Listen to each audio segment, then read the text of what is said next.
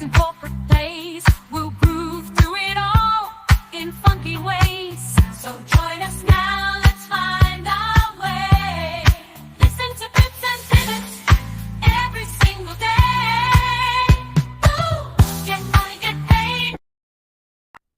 Hey, thanks for tuning in again this week. This is part one of a two-part interview with Laura Flores. Laura was a former coworker of mine for like a handful of years.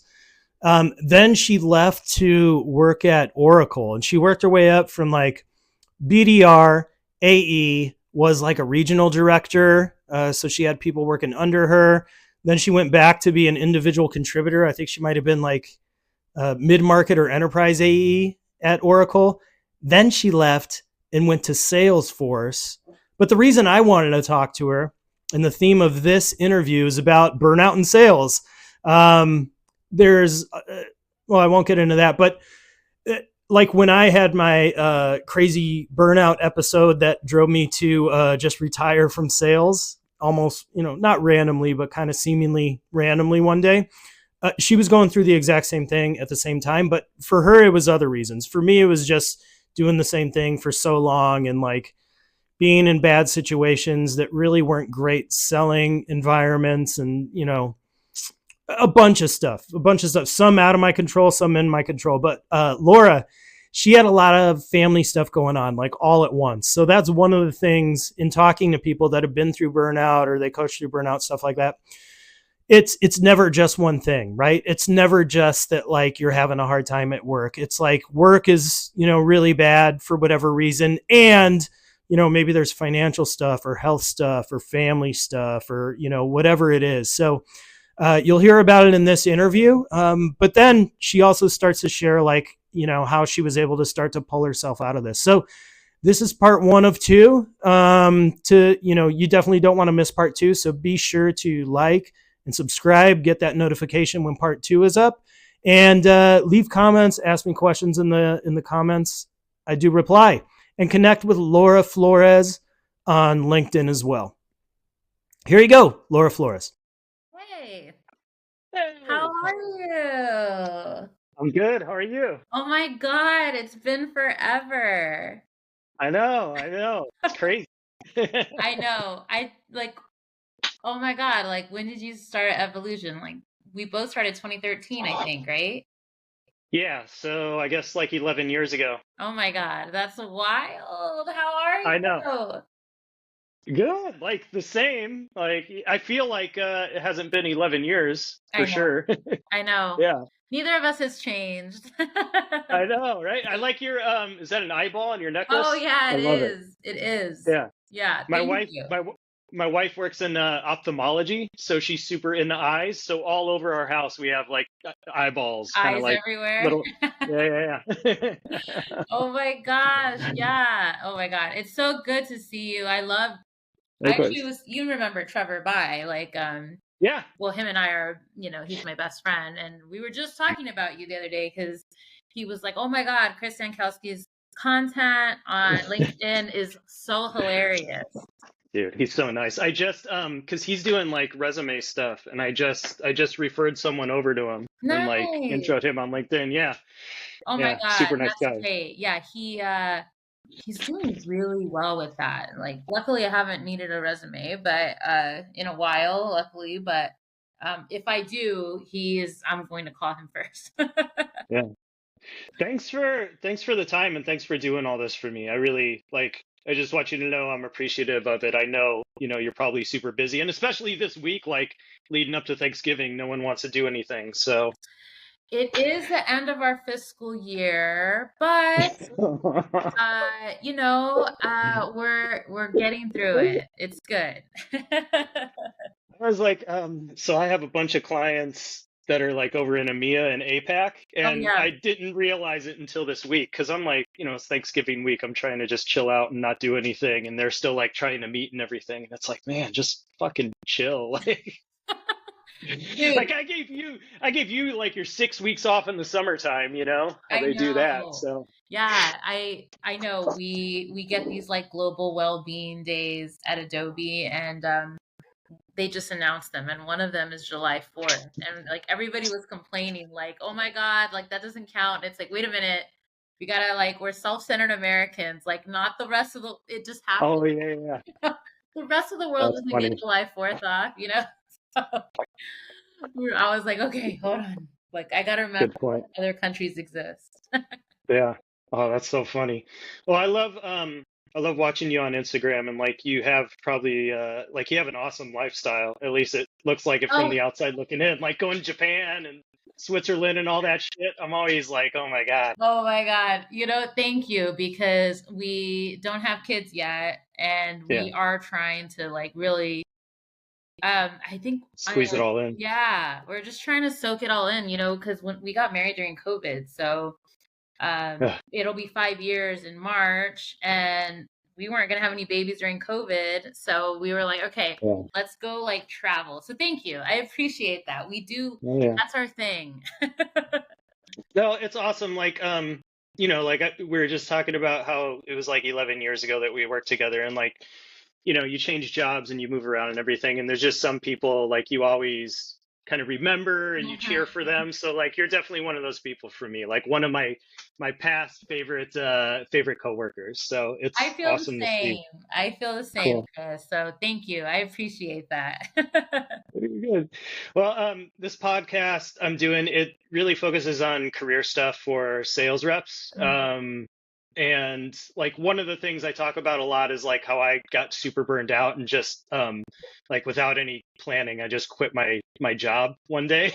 And I had like my boss was like, "What's going on with you?" And Yep. like he was really pressing on me, and I'm like, all right, here's the truth. I don't want to sell anything to anyone ever again as long as I live. And like, I didn't plan on saying that to him, but the thing about, you is like it happened, like I was going through that the exact same time that it Mhm. seemingly went through the same exact thing. And I was like Yep. watching it from afar, and I was like, holy shit, what are the odds? So, Yeah. um, and like whenever I post about burnout stuff, like people come out of the woodwork, sales reps, and they're like, "Oh my God, dude, like how do you get through it?" and like all this stuff. So I Mhm. thought you'd be an awesome person to talk to, and I get to catch up with you too. So I bonus. know. That's I actually didn't really know that you were going through that. Yeah, Yeah. I was gonna say I know the feeling because I did the same thing. And it was like it's I can't believe still that I did that. I'm like I look back and I'm like, man, I was really not in a good place to do Yeah. that. The fact that I even did that is tells me everything I need to know, you know? So Yeah. I'm sure you know how that feels. It sounds like it's been if it was during that time, it's probably been a few years. It's Hmm. actually probably maybe a few weeks ago was like the 4th year anniversary of me doing that. So 4 years Yeah. ago, which is crazy. But yeah, I mean, I know the feeling. Like it really sucks. Yeah. And so you were working at Salesforce or Oracle at that point. You were at Salesforce. So Yeah, I was at Salesforce. Yeah. it, and you had an awesome sales career. Like we worked together at Volusion, which was a fun place. Like I have so many Volusion people on this podcast, which is Yeah. like I have Jesse Woodbury. I don't know if you Oh, yeah, remember I him, do but I talked to remember him. him. Yeah. Yeah, he's the one that like talked me into this. He has a podcast, and I was on his, and he's like, "Why don't you do one? Like it's so easy." So here we Oh my are. God. Um, I've listened to a few of the episodes. Like they're really great. I think I don't think there's enough that like talk about like the vulnerabilities of sales and stuff like that. And yeah, I think there's a lot of like, hey, here's some advice and stuff like that. But like, you know, yeah. that's everywhere. So it's a good thing. Well, and it's like if you go on LinkedIn, it's like seemingly every sales rep is like just crushing it all the time and going to President's Club, and like everyone's just so perfect. And like the data shows us only about 28% of sales reps are actually hitting their quota every year. Yeah. So it's like that means like 70% of people are just sitting there feeling shitty and Yep. stressed out and internalizing all of it because it's this competitive environment where it's very much about like how you're presenting, and you have to have like a strong front and be positive all the time. Yep. Um, but internally, like, yeah, people are just a wreck. But your sales career, we started at Volusion, and then you went to like Mozu for a second, which is funny. Yeah. Funny situation with that place, and then you went to Oracle, and I remember I saw you in HEB, and you were like, I just got hired at Oracle, and I'm going to be making all this money, and like, I was just like, yeah, you are. Like, that's awesome. Like, I got fired up from it, and then just watching from afar, like, you went to Oracle, you did great, you were in sales leadership, and then Hmm. you went back and forth a couple times, which is interesting too, and then you went to Salesforce, and then kind of it was like COVID and Yeah. like market downturns and Yeah. still having to sell and just like fuck. So Yeah. like, can you remember that? Like, what were the circumstances that day when you were just like, I can't do this again as long as I live? Like, can do you remember how that felt and like your thought process and everything? Yeah. Yeah. Like it was yesterday. It's so crazy. Like, you mentioned like, hey, there's a lot of reps hitting their number. And I was at the time was going to probably blow my number out of the water. I had great accounts. So it can happen even when you're in that Hmm. position. Um, and basically, long story short, I lost my grandpa during COVID, and my family, he was in the hospital. You can't have any visitors. This wasn't like I quit in November of 2020. This happened in July. You couldn't have any visitors. So my family, who none of them know how to work a Zoom call, one day they were like, hey, can you set up a Zoom call for grandpa? We're going to talk to him. They're moving him to another room. And I was like, okay, well, they're moving him, he's probably doing well. And, I'll set up the Zoom call. Well, I was trying to close a deal. And I was on the phone and while I was on the phone, it was, it had overlapped into the time we were supposed to talk to my grandpa and I was supposed to set up the call. All my relatives are texting me like, hey, like, Mija, where are you? Like, we're waiting. My mom is like, hey, we're waiting. Send us the link. And I was just so like stressed. I was like, oh my God, like, hold on. He's going to be fine. Like, don't worry. I'm just going to finish up this call. Well, by the time I got off the call, they had moved him and they were like, hey, we can't do the Zoom call anymore. Like he's into sleep. So my family was like, don't worry about it. Like we'll do it tomorrow. No, don't worry. Well, we didn't get Oh, to, geez.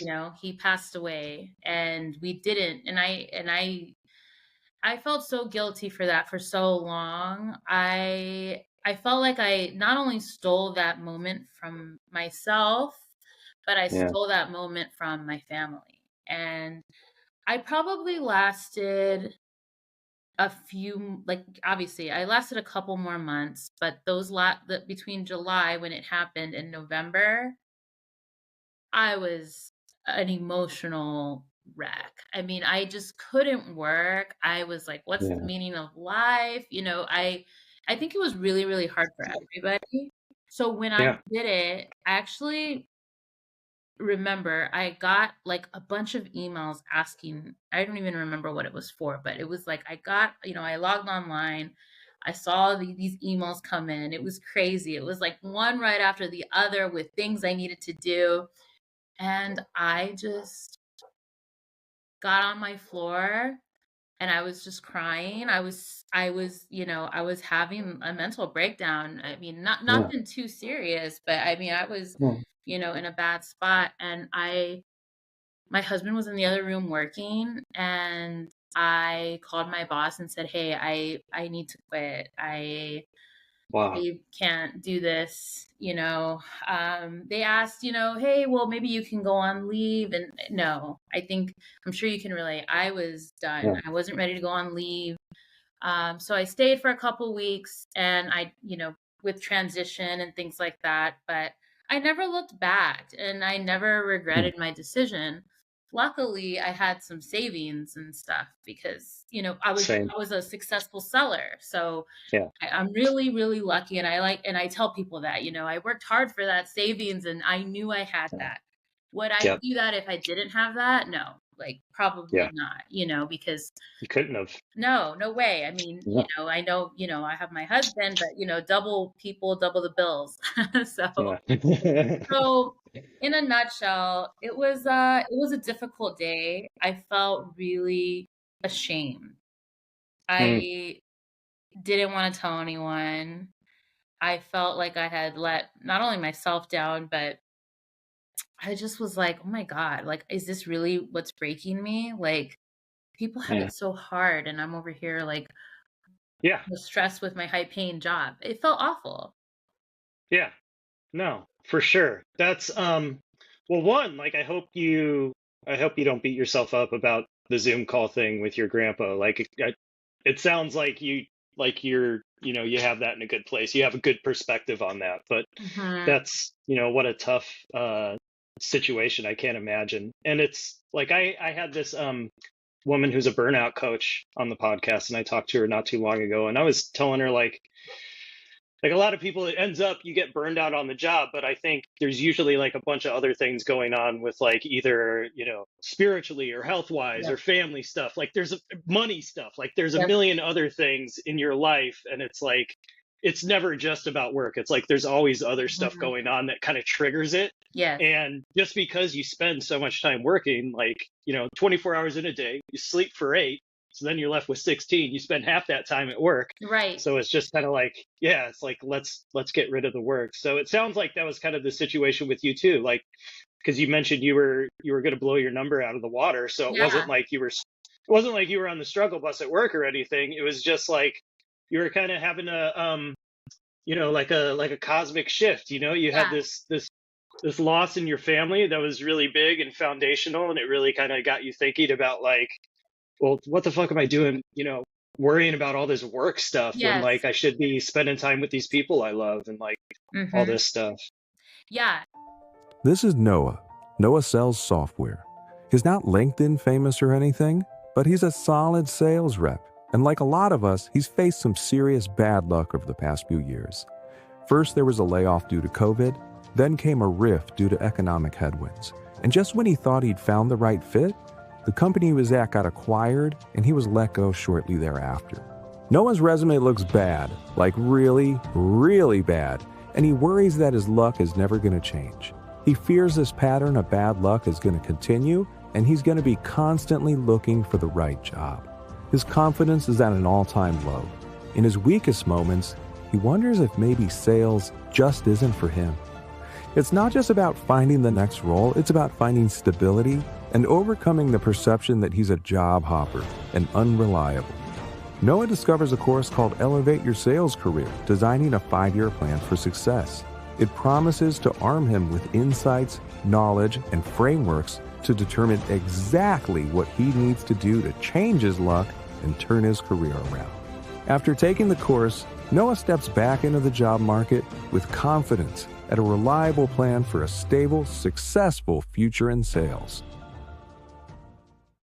100%. It was such a shift. It's actually funny. I actually like don't regret it for so many reasons, but I ended up like, my accounts ended up going to two of my really good friends that were on the team, and because of that, they ended up like blowing out their numbers, and Yeah. they got elevated. And so I think it just all happened for a reason. But Yeah. yeah, it was a shift that I was going through. I Not everyone will understand it, and I made a post about it that went like viral on LinkedIn Hmm. maybe like 2 or 3 years ago. And uh I mean, the comments were mostly positive, but there was so many negative comments too. And Fuck just that. yeah, I know. Like, It's weird. there was a lot, and there was way more positive, but we're all humans and we focus on the negative comments probably that get us the most. But Yeah. I feel happy for anyone who hasn't gone through it. It's a Yeah. really tough thing to go through. And I think you kind of like, at least for me, like I still work really hard in the job that I'm doing now, but like I don't look at work the same. Like I Yeah. know that it's time, you have to take care of your health. and you have to take care of your family. And yes, that means financially too. But I Hmm. think, it was a big shift in me. I think I went through like, not to get like all like, No, spiritual, but I do think do like it. I had a shift, I do Yeah, think that like my life changed after that for the better. yeah. Well, and there's like a couple of things I think about. One, like someone told me a long, long time ago, like every 10 years, like we're totally different humans than we were 10 years before. Mhm. And he was talking about it in the context of like a marriage. Like you're married to someone and you're running parallel to this other person and you're both changing every 10 Yes. years. And it's like, can you change together? But it just makes me think about how we're constantly changing. We're really like, snakes growing a new skin kind of. And then you think about it in the context of sales, where it's like, if once you step out, and you probably realize this now, but sales isn't like a career spanning role for most people. It's like Mhm. an entry point, you start there and then you move into something else. You move into leadership, maybe you move into operations or Yeah. enablement, marketing, something. You start doing other things within an organization. But for sellers, we're so like competitive, Yep. where it's like we're competing against ourselves, we're competing against everyone else on the team, we're Mhm. kind of competing against our prospects. Like, I'm Yep. gonna fucking get you, man. I'm gonna get that money out of you. Yeah. And then we're like competing against the role. Like, I can't be defeated by this. Like, I have to win this sales game. Like, it's a video game and I have to win, like, Yes. the sales whatever. So it's like all these things kind of keep us in the role like past our expiration point. Like, you don't see too many old 60-year-old guys selling software. Yeah. Yeah. Like you go, so like you mentioned, like We when you retire quit, like, before that. yeah, they become RVPs or something. Yeah, So yeah, like for sure, for sure. you mentioned there was like you were like ashamed kind of when you quit, and I relate to that too. I felt like I was defeated somehow, like it had Mhm. beaten me somehow, like the Yeah. job had beaten me, and like me giving up. Like, I wasn't looking at quitting as like a fresh start and doing something else. I was looking at it as like, oh, I've been defeated and like, Yep. I'm less than or whatever. Like, I didn't spend too long in that, but like, do you feel when you talk about that shame, was it kind of coming from a similar place? Yeah, absolutely. I think like, I and luckily, I've been working on this. I go to therapy and this is just like a personal thing, but I think for a long time and even still now, a lot of my self-worth came from work. And Hmm. like that's because I've always excelled at work, no matter where I've worked, no matter, even when I worked at J.C. Penney as a teenager, you know, I give 150%. So when you Yeah. fail at that, it's really difficult. And, Yeah. work was my personality, I was like, oh, I'm going to be like, I'm this boss lady. And, I don't know, 27 years old and I'm a sales director. Like, wow, like go Hmm. me. So when I failed, it wasn't a freeing thing. And that's like something I always say. It wasn't like I was happy. I was Yeah. depressed severely. I was, like I said, on the floor crying. I was crying when I gave my notice to my boss, as embarrassing as that sounds. It was really, really difficult. And it was hard.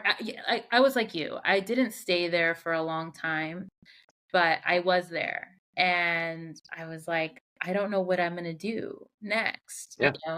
Like what's next for me? I don't know. Should I like start my own business? Should I, I don't know, go do another sales job? I think that was out of the question. So there was like a lot Yeah. of questions for after, and it was not a good feeling. And then of course, it was exacerbated by the fact that like it was during COVID. So, a Yeah. lot of people were hiring, which was good. And actually I don't know if this helped you make your decision, but I think a part of the reason why I felt good doing it was that the job market was pretty good at the time, at least for Mm. tech. So I Yeah. was like, okay, well, if maybe it's just this job, even though I knew it wasn't, because I loved Salesforce. Um, Yeah. but so I was like, but it was also, but even though the job market was good, it was like, whoa, we're in COVID. How long are we going to be like this? Like, Yeah. should we be saving more money? I shouldn't be quitting. Right. So I think I was in Sure. this very similar spot as you, where I was like, I failed.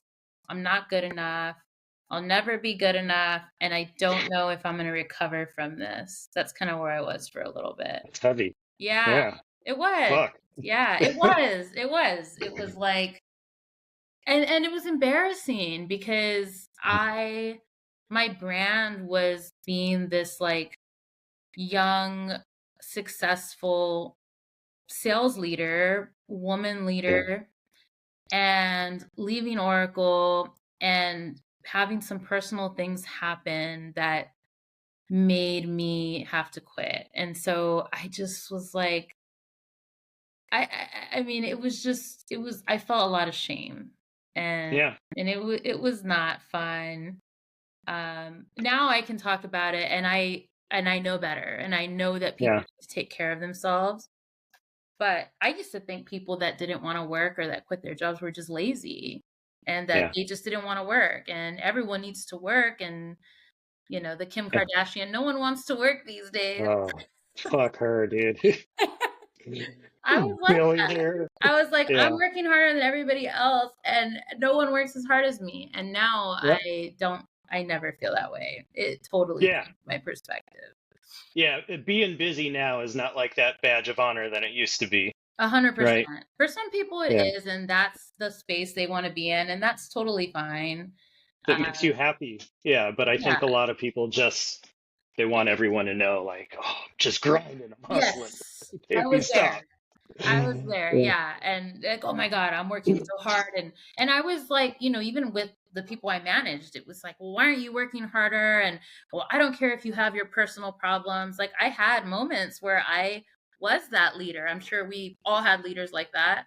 Yeah. And I was at times that leader. And now I know that, people have things going on outside of work that can affect their performance and can affect them. And it's just so important for us to be more empathetic to the fact that, not Yeah. everyone can be a robot 24/7. Yeah. No, and I think that kind of mindfulness is important all the time. Like when you know, you accidentally cut someone off in traffic and they lay on the horn, they flick you off and they like get, overly pissed at you. And it's like, you know what? Maybe they're having a really bad day. Yes. Maybe they're not a complete piece of shit. Yes, exactly. Yeah. Like, yes, I know. I used to get so pissed and flip them back off, but now I don't. Yeah. Mostly because I don't want to get shot, but All right. So like you got out of the job and you're kind of in the shame spiral and you've lost your identity. So like how much time did you end up taking off, and then like how'd you get out of that? How'd you get in a more positive place and headed in the direction you are now? Yeah, well, the way I got out of it is actually also kind of sad. So I quit, right? And it was serendipitous because a couple of weeks later, my mother-in-law passed away. I know, right? Like Jeez. 2020 was not a great year, at least the end of it Mhm. for me and my husband. But luckily, since I was off, I was able to fully be there for him. I mean, this was Yeah. something that, I still have my mom and dad, luckily, but losing a parent is unimaginable. And especially for him, Yeah. it was really tough. So it worked out because I was off and I didn't have work to worry about. I could take care of him. I could get things done for him. Once that like kind of month or two period of grieving was not over, but like, we had kind of gone through it, we decided to move back to San Antonio to be closer. We moved from Austin to San Antonio to be closer to family Yeah. for all the reasons we just talked about. And I said, I can't have all this pressure on my husband who just lost his mom, even though we had money and we had savings, I can't have this pressure on him being like the sole earner right now. So it kind of forced me to say, okay, like I need to figure something out, right? And I did have a business on the side that I was growing, but I was like, I need to get back to full-time work. So I actually posted on LinkedIn, like it was like, again, like hey guys, I'm looking for work. I know I quit my job. I told the whole world. And now I'm looking to go back. And someone, I don't know, no, you wouldn't know her, but her name was Stephanie. She reached out to me and said, Laura, I saw your post and I don't know if you'd want to do this because, it's not as much money as sales, but I have an opening for a sales operations manager and I think you would be great at it. And I was like, oh my God, like, I don't even know how to do that. Right. And so like, what, And, and I had all these other people reach out because I really pride myself on maintaining like a good network and Mhm. making and I know lots of people would have liked to have me on their team, so I had other opportunities in sales that were also presented to me, but I just was like, I'm not going to go back to sales because I'm going to be in the same position I was a few months ago. Yeah. So I ended up going back to Oracle as a sales operations manager, and I think I quit in November and I started in February. So it was very, very short that I was off, Yeah. but it was still enough time to move, to be there for my husband, to spend time with family, and to like just not be stressed for like once in my Yeah. life. Yeah. Definitely. Yeah. Were there any other things that you were thinking about before Stephanie recommended sales operations, or were you just like wide open to whatever? Yeah, I had a couple of things I was thinking about. I was like, should I go back to school? Like, I have a biology degree. Maybe I could go to nursing school. Like, I had a couple of things that I was thinking about. When this opportunity like unexpectedly came up, I thought to myself, like, I, I have no idea how to do this job. And this is very scary, but at least I'm working with someone who I love Yeah. and I trust my new leader, and I know that she'll take care of me. So I think that was worth more than any other type of option, because I was like, I Got it. trust this person and I want to work for them. That's awesome. It worked out like that though, because I mean, you still do sales ops, so obviously you like it somewhat. Yeah, yeah, I do. I do. I get asked about it all the time, and Yeah. all from sellers who are Yeah. stressed, burned out, their bosses awful, they can't hit their Hmm. number. I mean, the stats don't lie. I mean, there's 70% of sellers out there who aren't hitting their number, and I know that more than anyone because I see it, in my own orgs, and I run the numbers Yeah. for my teams. Um, and I get asked about it constantly, like, what's the switch like, and I always give them like the good and the bad. There's Yeah. both. So okay, so All right, so that was part 1 of 2 with Laura Flores. We're going to talk to her once more next week. Connect with her on LinkedIn, Laura Flores on LinkedIn. She's wearing, she looks exactly how she does in the picture, and she's in a red top. And yeah, she's working at Marketo or Adobe Marketo right now. She's in business operations. So, I wanted to talk to her about burnout. I also wanted to understand about that transition, from sales into sales operations, and like, what are the pros, what's the good, bad, and ugly of working in sales operations? What kind of sales reps would be good at sales operations? What can a sales rep do right now if they're thinking about a career in sales operations? So we talk more about that next week. So if you're interested in those things, please tune in next week. It's going to be a banger of an episode with Laura Flores. Connect with her on LinkedIn. And if you enjoy this type of thing, this podcast, please like, subscribe, leave comments, write me questions in the comments. I'm going to reply. And go to my website, dankow.ski. That's D like Dankowski, A like Ankowski, N like Nkowski, K like Kowski, O like Owski, W like Wooski, dot like a period, S like ski, K like key, I like I, dan.kowski.com. dancow.ski.com. That's a tough one. Go to the website. I'm giving away tons of free stuff. I'm just giving it to you. Nothing. Costs you nothing. And all the things that I'm giving away will actually make you money. So the ROI on all the shit on my website is astronomical. And if you're serious about your career and like you want to be a good human being and like, you know, a fully self-actualized person, you should sign up for my career course. If you're not one of those people, if you just want to like skate through life and, you know, kind of have like a 5 out of 10 life and be average and forgotten and leave no legacy, like don't do that. Just take advantage of the free stuff. But, you know, if you're serious about yourself and your career and you think you deserve love, you know, and success, then you should sign up for the course. And other than that, like I really do appreciate everyone that listens to this and takes time out of their day to, you know, listen to my podcast here. I'm grateful for that. And I really do appreciate it. Thank you so much. I love you. Bye.